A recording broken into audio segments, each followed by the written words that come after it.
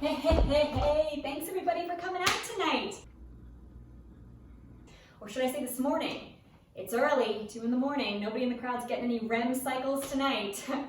More like I don't remember what it felt like to get some good shut-eye. That was a bad one. I'm not a comedian. You know, we're just out here, we're doing what we love. Maybe the mellow tone in my voice will help you relax.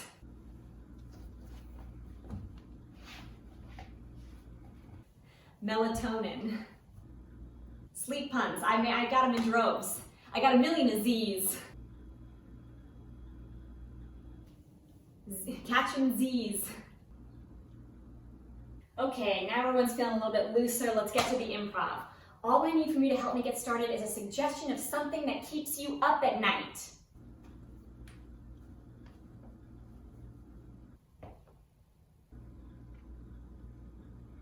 I heard making a career pivot. Thank you, making a career pivot.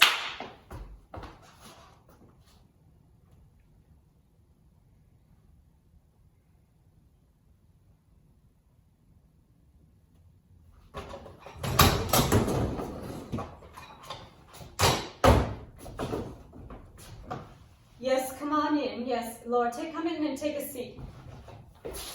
Oh, thank you so much. It's such an honor to be here. Thank you. I'm really just so excited to be able to be in here.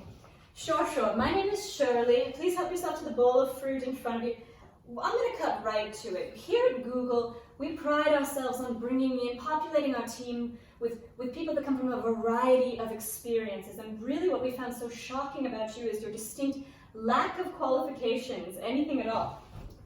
Well, actually, what I would say about that, I'm going to stop you right there. I mean, really, we were looking at your resume, the team and I, passing it around.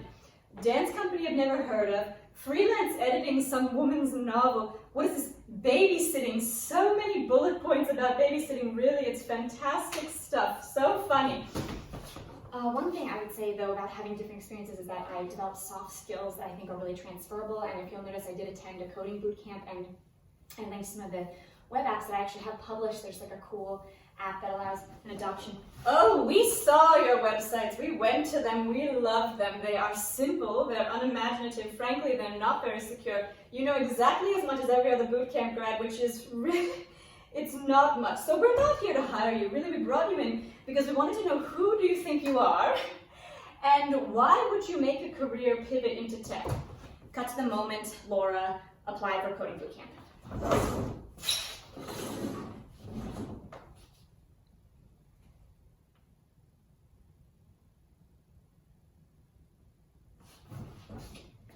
It's a year ago. We see Laura has 3 tabs open. In one, it's a Google Doc. She's like 4,800 words into a mediocre short story.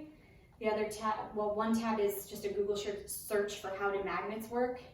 And the third tab is the one she's on. It's a website of an animal sanctuary, and she is reading the bios of all the goats.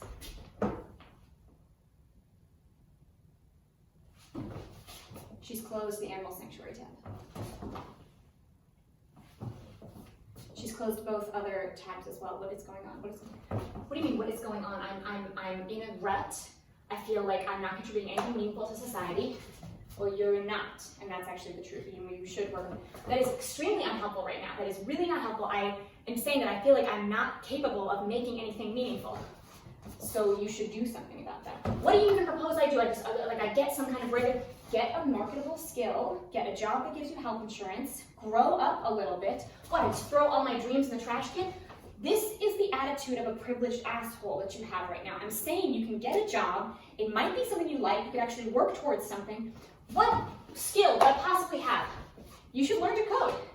What are you talking about? Remember in high school, in Miss Cannell's computer science class, you made that Yahtzee game, and you made it so that anytime anyone rolled a Yahtzee, it played the theme song from Hannah Montana. Cut to that moment in high school in Miss Cannell's class.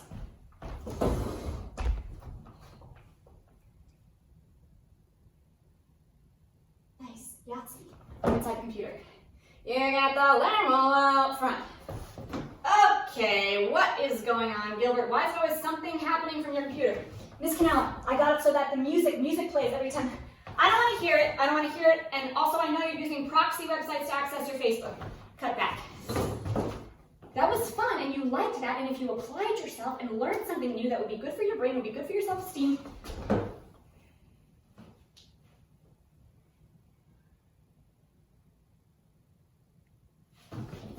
we see that she's opening a new tab. I can say it. I just opened a new tab and I searched coding boot camps in NYC. Cut back to the interview.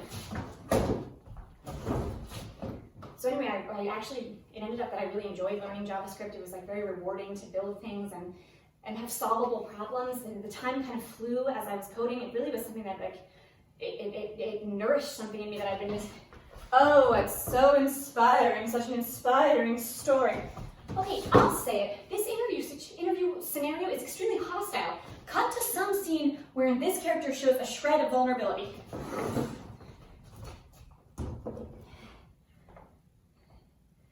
Wow, that was some tap dance. Give it up again for the Purnell sisters. Holy moly, the amount of talent in this town is out of control. And speaking of talent, who do we have next? You know her. You love her. She's won this whole ding-dang thing 3 years in a row, excuse me. Cheshire County's glittering gem of acro arts. It's Sheila Bervlin Wilkinson, and she's back with another juggling act that she has choreographed to Best of Both Worlds by Hannah Montana / Miley Cyrus. Give it up for 16-year-old Sheila. She's gonna bring the house down.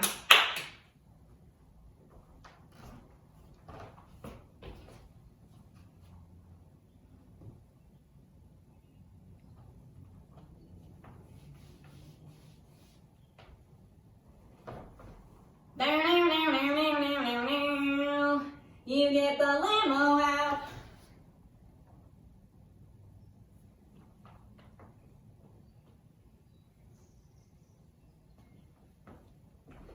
Who would have thought that a girl like me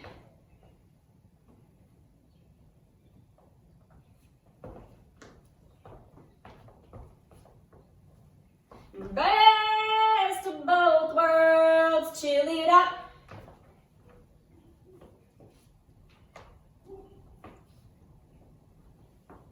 Cut back to the interview. Oh my God, you're that Sheila, the glittering crown jewel of Cheshire County acro arts?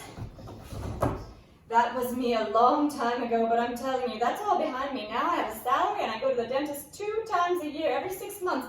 I'm much happier. You mentioned that I could have some of this fruit if I wanted? Yes, go for it. I make a gross amount of money. Sheila, catch, slow motion.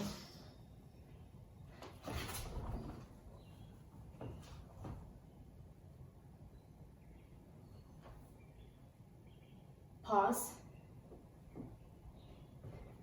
You can do both. You can be a software engineer and you can follow your dreams. Best of both worlds. That's our show. Listen, Laura, contrary to what you saw here, a real job application process, they're going to ask you algo questions. You have to solve problems using data structures. You need to start studying. You need to get your ducks in a row and take this seriously and actually apply yourself, because yeah, it's scary to try something because you think you're going to fail, but it's a bigger failure to not even attempt. So here's the thing. It's 2:15 in the morning. You can either go to sleep, you can learn algos, or you can stick around because we got another show coming up at 2:30, free shows all night. We have another show. It's going to be me again at 3, 3:30, 4. If people are still around, we'll do something at 4:15, maybe doing a jam at 4:45. It's going to be crazy. Stay with us.